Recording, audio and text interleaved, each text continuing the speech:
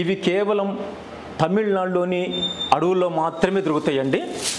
కొంతమంది వ్యక్తులు ఇవి మామూలుగా చెట్ల ఈ బీడ్స్ తీసుకొని ఇలా తయారు చేసి డూప్లికేట్ చాలా అమ్ముతున్నారండి.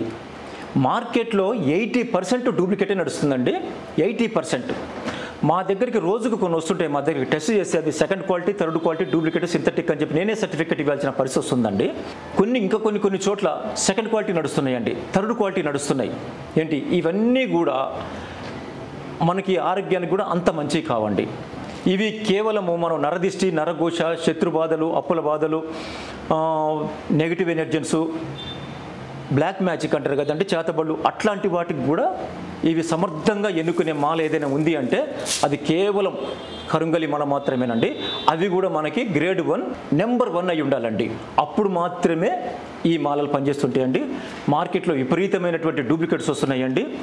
ఇప్పుడు ఒక్క మాటగా చెప్పాలంటే అన్యమతస్తులు ఇందులోకి దిగిపోయి అన్ని రకాలుగా చేసేస్తున్నారండి.